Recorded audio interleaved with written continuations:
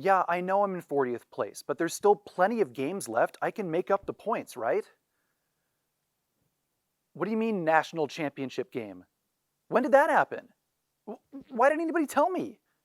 No, no, no, no, no. You don't have to break my thumbs. I'm good for it. Hello? Uh, it's not about the basketball, I hope. Let's find out the real winners of OMN Bracketology right now.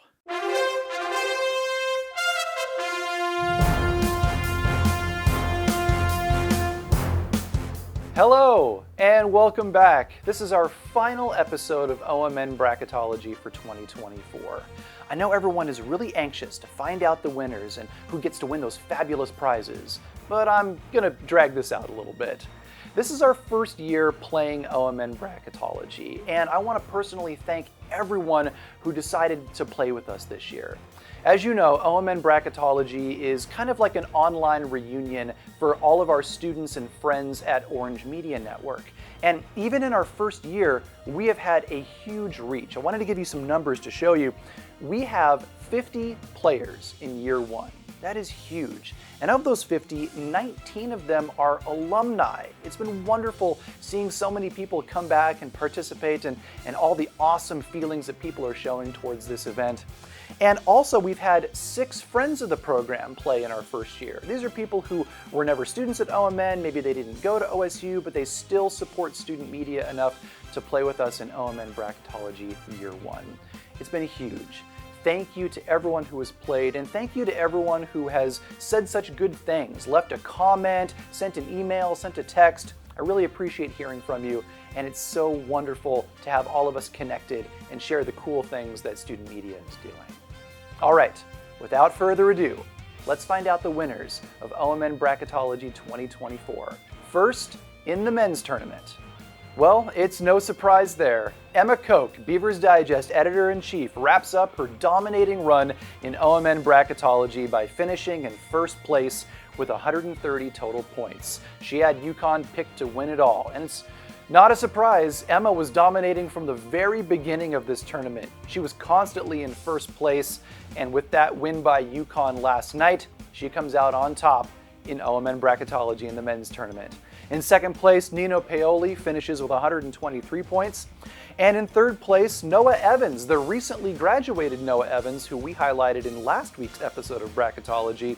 He finishes in third place with 118 points and 40 total correct answers. Congratulations to our top 3 finishers in the men's tournament.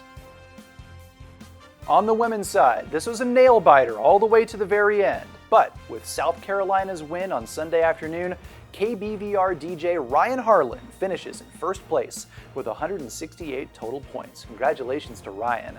In second place, we have Alex Luther, OMN alum. We introduced you to Alex in last week's episode of Bracketology. And in third place, current OMN photo editor Jason May finishes with 161 total points with 52 correct answers. Congratulations to Ryan, Alex, and Jason, and everyone who has played in the tournament. This was a lot of fun seeing so many people play. Congratulations to all of our finishers, and thank you to everyone who has played with Bracketology this year. And as you know, Bracketology is not so much about the basketball. It's just kind of a flimsy excuse to bring us all back together, introduce you to the current students here at OMN, and connect those students to our amazing alumni who are doing awesome work out in the professional world. So let's introduce you to another student here today. Mimi John Doerr is a KBVR DJ and the current KBVR FM station manager. Quick story, I remember meeting Mimi when I was training her to be a DJ a couple of years ago. And sometimes when you meet people, you notice something special about them and you think, this person has a bright future ahead of them. I could sense that really early on with Mimi, and I am so thrilled to see how she's continued to rise through the ranks here at KBVR and lead the station to new heights. Let's find out a little bit more about Mimi. My name is Mimi John Doerr. I am the KBVR FM station manager. I'm a third-year student studying business administration.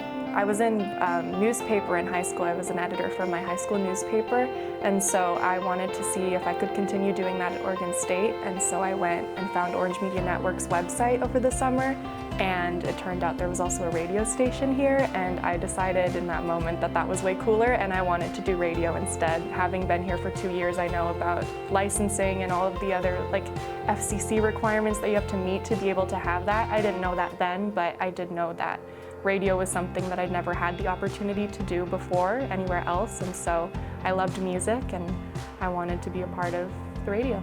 Every time I spend an hour or two up here doing my work instead of at home on my computer, I feel really good leaving, and I've had a good time. I've learned a lot of practical business skills, things like email correspondence and arranging meetings and organizing paperwork and things like that. I have sort of a masochistic love for paperwork, I've found, but I've just become very comfortable with those things. We're going to now throw it back to the 80s with a little bit of Kate Bush. Here's Hammer Horror.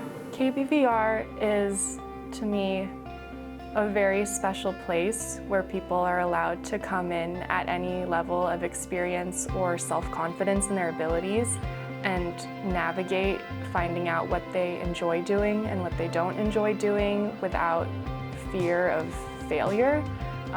The stakes here are real, but you have a team of advisors and peers and people who are striving for you to succeed. The support system and the safety net of working here has really helped me just discover what my passions are and what I'm good at and what I'm maybe not so good at and need to work on, and I've gotten to do all of that with this sense of stability and safety around me. That's been really wonderful. Tune into KBVR FM. Now let's meet our alumni of the week. This person holds a really special place in my heart because he was the first student I ever met at Orange Media Network when I joined in 2014. Sean Basinger was the editor-in-chief of the Daily Barometer, and he welcomed me into the program and made my job very easy because he knew what he was doing leading that newspaper. He has since gone on to a career in journalism and media. Let's find out more about what Sean's up to. I'm Sean Basinger. I graduated in 2016 with a degree in digital communication arts. I was the editor-in-chief of the Daily Barometer at Orange Media Network. Today I am a digital marketing specialist at Fuel Medical. It's a business advisory resource for audiology and ear, nose, and throat practices that's based in Camas, Washington. And we work with members all across the nation. Web design, sales, videography, print design, you name it. It's just a lot going on in any given day. One of the greatest things that I love about OMN is the fact that it allows students to essentially step out of their comfort zone and try something that maybe they didn't think that they would necessarily be good at before. There's also the coaching and the encouragement and everything that you need there to just essentially get a leg up and help adapt in an ever-changing environment. One thing that I would say to students who might be on the fence or don't know, is this something I really want to try, or is this something I'm really interested in? I'd say go up and show up and just talk to some folks to start out. Maybe you'll see oh, hey, somebody's working on something that involves digital photography, or ooh, that looks like a really interesting print article going into Beaver's Digest, or oh man, what are they doing in that DJ booth in KBVR FM?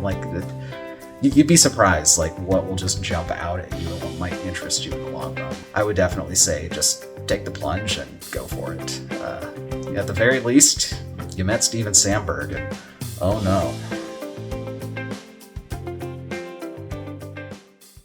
One of the things that helped Sean on his path to becoming a journalist was the opportunity to connect with professionals and learn in a professional newsroom. One of the ways he did that in the summer of 2015 was through the Snowden internship program put on by the University of Oregon. The program helps connect student journalists to internships throughout the summer with professional news agencies across the state of Oregon. And in 2015, Sean got a chance to do a paid internship with the Klamath Herald and News, where he got to get some great one-on-one mentorship from those professional journalists. And I'm thrilled to announce that this year, Orange Media Network has several more students placed in those programs. And in the words of LeBron James, it's not one, not two, not three, not four. We have 7 Interns in the Snowden program set for the summer of 2024. Let's see where they're going. Let's go to the map. OMN is going to be represented by 7 students across the state of Oregon this summer as part of the Snowden internship program. Daily Barometer editor-in-chief Katie Livermore is going to the Bulletin in Bend, where she's also going to be joining another OMN alum, Brian Rathbone. Emma Koch, Beaver's Digest editor-in-chief, is going to Ashland.News in Southern Oregon. James Kelly, the Barometer City editor, is going to be working at Jefferson Public Radio. Audrey Size, the Barometer Sports editor, is going to the Daily Astorian. Alexander Banks, the Barometer assistant editor, he's going to the Baker City Herald. Barometer copy editor Hannah Lull is going to the Redmond Spokesman. And Kaylin Rash, Barometer reporter, is going to KLCC in Eugene. Congratulations to all of our interns. You're going to have such an amazing experience this summer. I can't wait to see where it takes you in your careers. Well, that about wraps up our time with OMN Bracketology. I know, it's hard to say goodbye. But we'll be back again next year in 2025, and I can't wait to see how many more people we get to play. From the bottom of my heart, thank you to everyone who has participated this year. All of our players, our supporters, anyone who's left a comment or sent a text or showed support. I appreciate everything you've done for the program, and thank you so much. Appreciate everything. We'll see you all again next year in 2025, but for now, so long from Orange Media Network.